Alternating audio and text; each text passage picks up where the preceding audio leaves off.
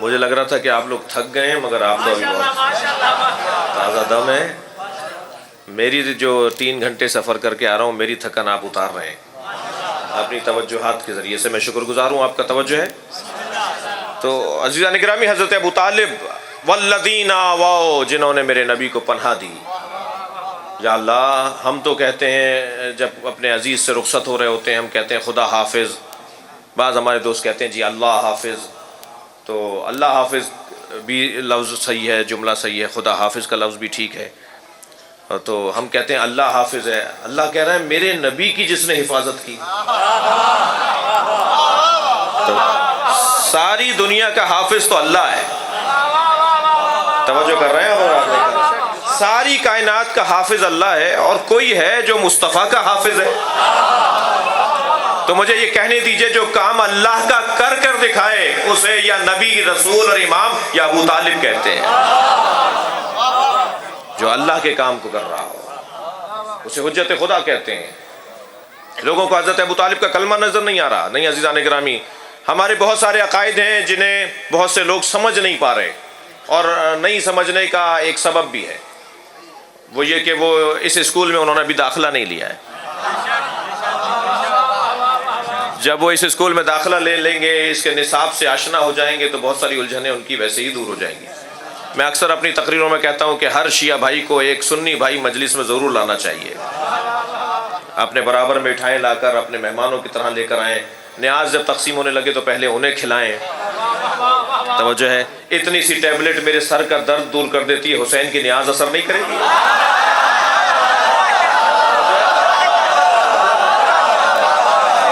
صلوات پڑھیں گے ذرا محمد والے.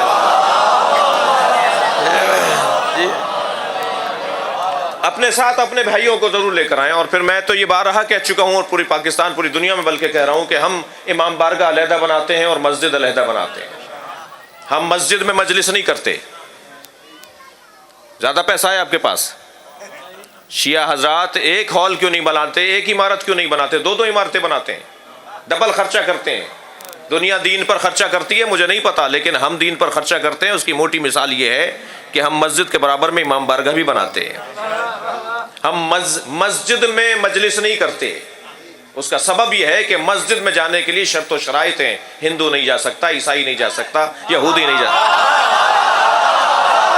ہو جائے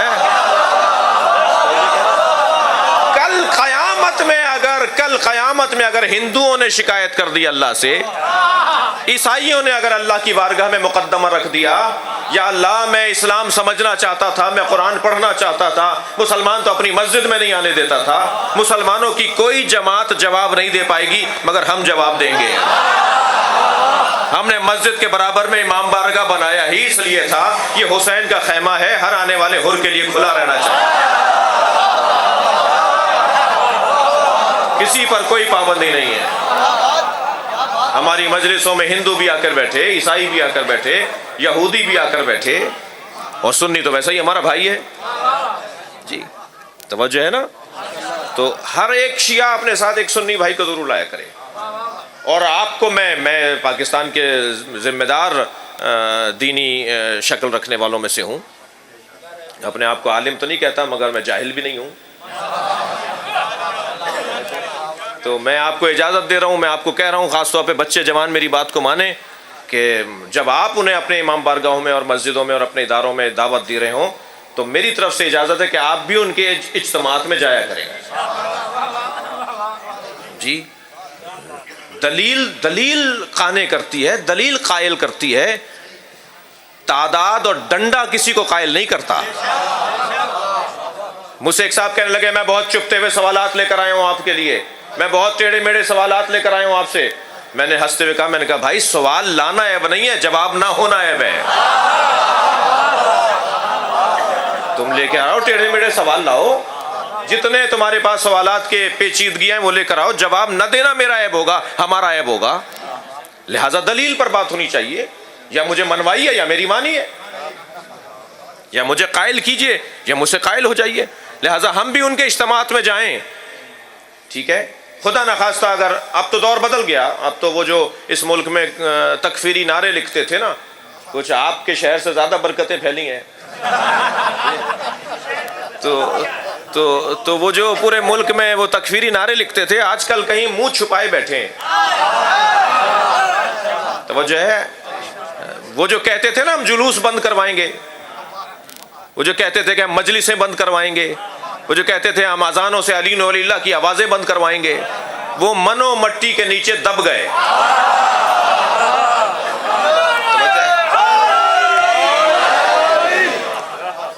وہ منو مٹی کے نیچے دب گئے۔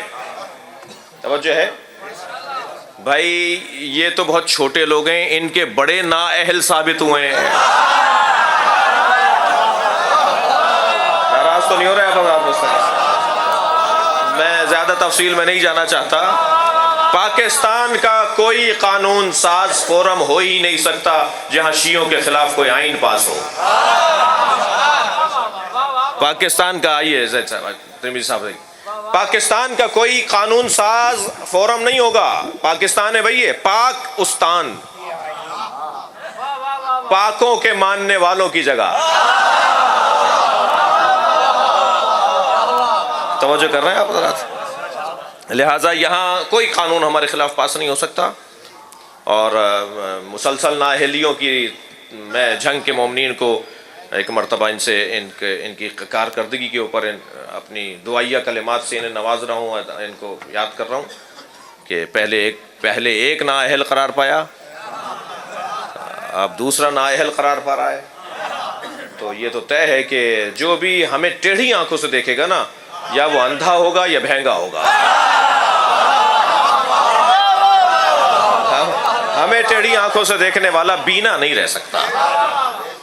تو اچھی خبریں مل رہی ہیں جنگ سے، انشاءاللہ جو ہے وہ پورے پاکستان میں یہ خبر پھیل چکی ہے۔ توجہ ہے نا آپ حضرات؟ تو ہم عزیزان گرامی بہت واضح طور پر میں آپ سے گزارش کروں گا، اپنے ساتھ کسی ایک سنی بھائی کو ضرور لائے کریں۔ ہمارے عزیز ہیں، ہمارے بھائی ہیں، ہماری دوستیاں ہیں، رشتہ داریاں ہیں، پڑوس ہے، مارکیٹوں میں، بازاروں میں ساتھ بیٹھے ہوئے ہیں، محلوں میں ساتھ رہتے ہیں، بعض برادریوں میں تو رشتہ داریاں ہیں۔ جی میں ابھی ایک جگہ، میں شہر کا نام نہیں رہا، ایک جگہ ملتان میں، علاقہ نہیں بتاتا ہوں، ایک مجلس پڑھنے گیا، باپ شیعہ ہے، بیٹا سنی ہے، اور وہ جو بیٹا تھا وہ ذوالجناح پکڑ کر لا رہا تھا۔ اور سندھ میں تو ہم ویسے ہی بہت زیادہ الحمدللہ محفوظ ہیں، سندھ کا تو ہندو بھی مولائی ہے۔ ہاں، سندھ کا سندھی، ہندو سندھی جو ہے نا، وہ بھی جب ایک دوسرے سے ملتا ہے تو یا علی مدد بولتا ہے۔ تو یہ سرزمین جو ہے وہ مولائیوں کی سرزمین ہے، یہ پاکستان ہے، پاکستان فارسی کی ترکیب ہے، پاکستان پاکوں کی جگہ، پاک طہارت کی جگہ۔ تو یہاں پر الحمدللہ بہت ہی واضح اور روشن بات ہے۔ میں پھر دوبارہ جملہ دہرا رہا ہوں کہ اپنے ساتھ اپنے ایک سنی بھائی کو ضرور لایا کریں تاکہ اس کی الجھنیں دور ہوں۔ اس نے سن رکھی ہیں بہت ساری باتیں، اس نے مجلس میں آ کے دیکھا نہیں ہے۔ کون کہتا ہے کہ ہماری مجلس میں کسی کو گالی دی جاتی ہے؟ مہذب لوگ تو گالی دیتے ہی نہیں ہیں۔ یہ مجلس، یہ ممبر، یہ عزاخانہ، یہ فرش کسی کو فحش دینے کے لیے، کسی کو سب اور شتم کرنے کے لیے نہیں ہے۔ ہم کسی کے خلاف نہیں بولتے، کسی کی محبت میں بولتے ہیں۔ اب مشکل یہ ہے کسی کی محبت میں بولنا، اگر کسی کے خلاف جا رہا ہو، اس میں تو ہمارا قصور نہیں ہے، اس میں ہمارا قصور نہیں ہے۔ میرے بہت چلا ہے وہ سوشل میڈیا پہ، تو مجھے معاف کیجیے گا اگر تکرار ہو رہی ہو۔ ایک صاحب کہنے لگے جی مر گئے، انتقال ہو گیا، رحلت کر گئے، کوئی فاتحہ نہیں پہنچتی، کوئی درود نہیں پہنچتا، خواہ مخواہ آپ ان کے لیے نظر و نیاز کرتے ہیں، ان کے لیے فاتحہ پڑھتے ہیں، ان کے لیے نظر کرتے ہیں، ان کے لیے دیگے اتارتے ہیں، مر گئے، رحلت کر گئے، دنیا سے چلے گئے، کچھ نہیں پہنچتا ان کے لیے، بس یہی دنیا میں جو کرنا تھا انہیں، ان کا کردار انہیں کام آئے گا، آپ کا بھیجا ہوا کوئی کام نہیں آئے گا، جو انہوں نے عبادتیں کی ہوں گی وہ انہیں کام آئے گا، آپ کی فاتحہ کام نہیں آئے گی۔ بہت دیر تک میں انہیں سمجھاتا رہا، لیکن جب میں نے سمجھا کہ نہ یہ قرآن کو مان رہے ہیں نہ کہ یہ حدیث کو مانیں گے، تو میں نے ان سے کہا کہ حضور یہ بتائیے آپ کے دادا زندہ ہیں؟ کہنے لگے نہیں، ان کا انتقال ہو گیا۔ میں نے کہا آپ کے دادا پہ اللہ کی لعنت ہو۔ آپ یقین جانیے وہ صاحب ناراض ہو گئے، کہنے لگے آپ میرے مرے ہوئے دادا پہ لعنت بھیج رہے ہیں۔ میں نے کہا درود تو پہنچتا نہیں ہے، لعنت کیسے پہنچی؟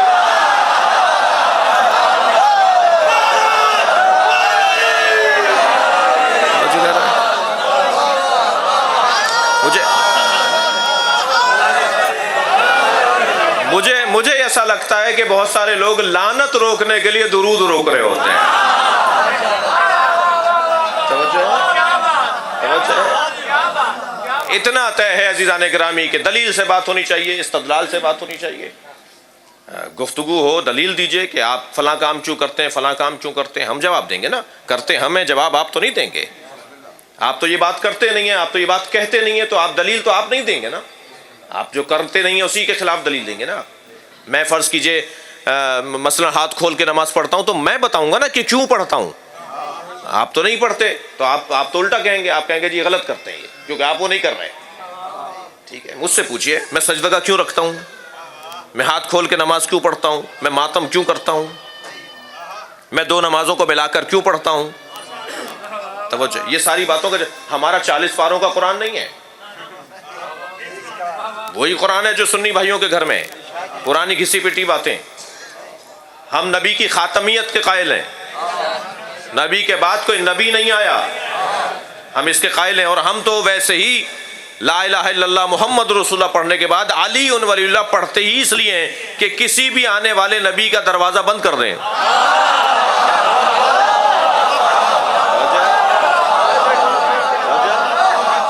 یہ خود دلیل ختم نبوت ہے کہ اب نبی کا کلمہ نہیں پڑھا جائے گا، نبی کے ولیوں کا کلمہ پڑھا جائے گا، نبی کے وصیوں کا کلمہ پڑھا جائے گا۔ جی، ہر بات کی دلیل ہے، اور دلیل اور استدلال سے بات ہونا چاہیے، منطق سے گفتگو ہونی چاہیے۔ عزیزان گرامی، ثابت کریں، بہت سارے لوگوں کو میں سمجھتا ہوں بہت روشن بات کر رہا ہوں، والذین آواؤ، جنہوں نے نبی کو پناہ دی، یا اللہ ہم تو اللہ حافظ تجھے کہتے ہیں، خدا حافظ تجھے کہتے ہیں، تو نبی کو بھی کوئی اور پناہ دے گا؟ تو ساری کائنات کو پناہ دیتا ہے، تو مجھے کہنے دیجئے کہ کسی کا فعل اتنا خالص ہو جائے، کسی کا فعل اتنا خالص ہو جائے کہ اللہ اس کے فعل کو اپنا فعل بولے۔ آپ غور فرمائیں، کون کس درجے پر فائز ہے کہ اس کے فعل کو اللہ اپنا فعل کہہ رہا ہے۔ وَوَجَدَكَ ضَالًّا فَهَدَىٰ فَوَجَدَكَ عَائِلًا فَأَغْنَىٰ، ہم نے تمہیں غریب پایا، پیسہ نہیں تھا، دولت تمہارے پاس نہیں تھی، ہم نے تمہیں غنی بنایا۔ یہ ختیجہ کا مال ہے، اللہ کہہ رہا ہے میں نے دیا ہے۔ پیسہ حضرت ختیجہ کا ہے، اللہ کہہ رہا ہے کہ میں نے آپ کو غنی بنایا ہے۔ دشمنوں کے شر سے حضرت ابو طالب نے بچایا ہے، اللہ کہہ رہا ہے کہ میں نے تمہیں لوگوں کے شر سے بچایا ہے۔ کس درجے پر خلوص ہے کہ اللہ ان کے کام کو اپنا کام کہہ رہا ہے۔ یہ خالص ترین، ایک ہوتا ہے مخلص، ایک ہوتا ہے مخلص۔ مخلص وہ ہوتا ہے جو اپنے آپ کو خالص کر کر کے ایک منزل تک پہنچاتا ہے، مخلص وہ ہوتا ہے جسے اللہ سجاتا ہو، جسے اللہ خالص کرتا ہو۔ کچھ ہستیاں ایسی ہوتی ہیں کہ جنہیں اللہ سجاتا ہے، بناتا ہے، ان میں سے ایک حضرت ابو طالب کا وجود ہے۔ عزیزان گرامی، میں تو ایمان ابو طالب پر بات کرنا توہین ابو طالب سمجھتا ہوں۔ کوئی ضرورت نہیں آ رہی ہے یہ ثابت کرنے کے لیے کہ حضرت ابو طالب نے کلمہ پڑھا تھا اور حضرت ابو طالب ایمان لے آئے تھے۔ کس کے سامنے ثابت کر رہے ہیں؟ کون ہے جو حضرت ابو طالب کو کلمہ چاہتا ہے؟ میں ایمان ابو طالب پر بات کرنا توہین ابو طالب سمجھتا ہوں، ہمیں عظمت ابو طالب پر بات کرنا چاہیے۔ حضرت ابو طالب کو اللہ نے عظمت کیا عطا فرمائی ہے، آپ دیکھیے کیا عظمتیں ہیں۔ طویل داستان ہے عزیزو اس باب میں بات کرنے کے لیے، لیکن اتنا ضرور کہوں گا کہ حضرت ابو طالب کی عظمت میں یہ باب بہت روشن ہے کہ ابو طالب کو اگر ڈھونڈنا ہے نا، میں نے پورے کشرہ حضرت ابو طالب کی عظمت پہ پڑھا کراچی میں، اور کوئی 25 کتابیں میرے پاس حضرت ابو طالب کی عظمت پر موجود ہیں۔ حضرت ابو طالب کی اگر عظمت پر بات کرنی ہے، اور اگر کوئی مجھ سے کہے نا جی ایک لفظ میں ایک جملے میں کہیے ابو طالب کی عظمت، جی پھیلائیے تو اشرا پڑھ دیجئے، سمیٹیے تو ایک جملے میں کہیے، تو میں مجھ سے کوئی کہے گا تو میں یہ کہوں گا کہ ابو طالب کو اگر ڈھونڈنا ہے نا تو ابو طالب صف انبیاء میں ملتے ہیں۔ محشر میں جب حضرت ابو طالب کو لایا جائے گا تو مولا علی فرما رہے ہیں میرے بابا کو انبیاء کے ساتھ کھڑا کیا جائے گا۔ لوگ کلمے کی بات کر رہے ہیں، اللہ اکبر۔ اس درجے پر انسان پہنچ جائے کہ اس کا فعل اللہ اپنا فعل کہے، اس کے فعل کو اللہ اپنا فعل کہہ دے، کتنا اچھا لگا اللہ کو، الحمدللہ رب العالمین۔ یہ ابو طالب نے نبی کا نکاح پڑھاتے ہوئے بولا تھا، اللہ نے قرآن کا آغاز ہی الحمدللہ پہ کر دیا۔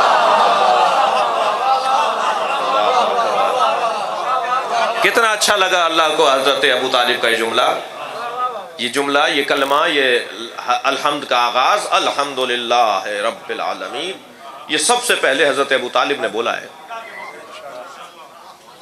اچھا، لوگ اپنا مذہب چھپا لیتے ہیں سیاست میں آنے کی وجہ سے، زمینداری کی وجہ سے، بہت سارے وجوہات ہوتی ہیں، لیکن دو مرحلے ایسے ہوتے ہیں جب لوگ اپنا مذہب چھپا نہیں پاتے۔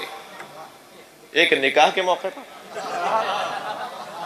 اس لیے کہ نسلوں کو تو خراب نہیں کرنا،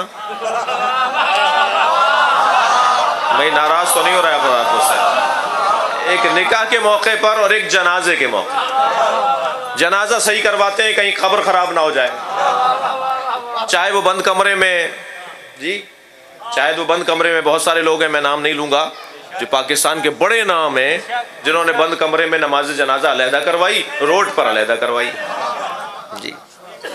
نہیں، قائد اعظم کی تو اللہ نہیں ہوئی تھی، قائد اعظم کی اللہ نہیں ہوئی تھی، اور بہت سارے لوگ تو قائد اعظم کے جنازے میں تو علم بھی تھا،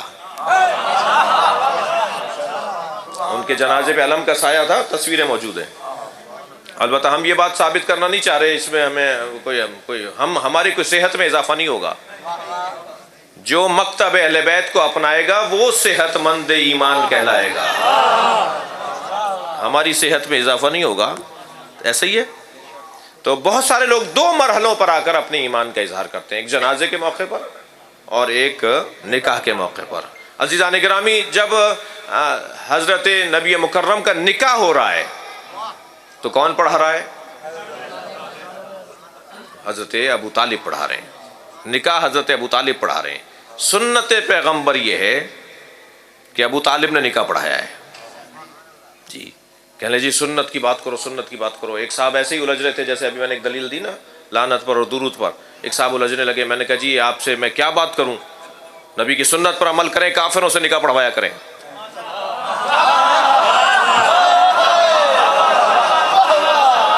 صلوات پڑھیں ذرا محمد و آل محمد۔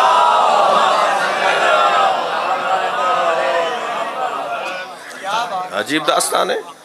اور ایک جنازے کے موقع پر عزیزان گرامی معلوم ہو جاتا ہے کہ یہ اس کا مذہب کیا ہے، اس کا مکتب کیا ہے، اس کی سوچ کیا ہے۔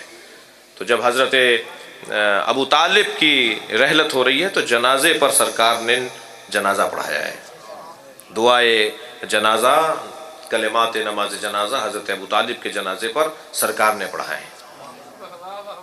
اچھا، قرآن مجید تو اتنا حضرت ابو طالب کی عظمت پر ایک وسیع ہمیں عنوانات دے رہا ہے۔ یہ جو اللہ اپنے حبیب سے کہہ رہا ہے، ماں باپ کی مجلس ہے نا، یہ جو اللہ اپنے حبیب سے کہہ رہا ہے نا کہ اما یبلغن عندک الکبر احدہما او کلاہما فلا تقل لہما اف ولا تنہرہما وقل لہما قولا کریما۔ جب ماں باپ میں سے ایک یا دونوں تمہاری زندگیوں میں بوڑھے ہو جائیں تو انہیں اف نہیں کہنا، ان سے جھڑک کر بات نہیں کرنا، ان کے سامنے اپنے شانوں کو جھکانا۔ وقل رب ارحمہما کما ربیانی صغیرا، اور مجھ سے کہنا یا اللہ ان دونوں پر ایسے رحم کر جیسے بچپنے میں ان دونوں نے مجھ پہ رحم کیا۔ یہ اللہ کس سے بات کر رہا ہے؟ یہ اللہ اپنے حبیب سے بول رہا ہے نا۔ تو حبیب کبریا کے تو نہ والد گرامی زندہ ہیں نہ مادر گرامی زندہ ہے، پھر یہ اللہ کیا کہہ رہا ہے کہ مجھ سے کہو ان پر ایسے رحم کر جیسے بچپنے میں انہوں نے مجھ پہ رحم کیا۔ تو ایک ابو طالب تھے، ایک فاطمہ بنت اسد تھی۔ اللہ اکبر۔ خبردار ابو طالب کے سامنے اونچی آواز میں بات نہیں کرنا، خبردار ابو طالب کے سامنے اوف نہیں کہنا، خبردار ابو طالب کے سامنے اپنے شانوں کو جھکانا۔ ساری کائنات جس مصطفیٰ کے آگے جھکتی ہو وہ مصطفیٰ ابو طالب کے آگے جھکتا ہے۔ اللہ اکبر، اللہ اکبر۔ غور فرما رہے ہیں عزیزان گرامی، حضرت ابو طالب کی عظمت میں ایک سمندر ہے۔ میں آہستہ آہستہ اس کی طرف بڑھ رہا ہوں، لیکن مجھے یہ بھی خوف ہے کہ گفتگو لمبی نہ ہو جائے۔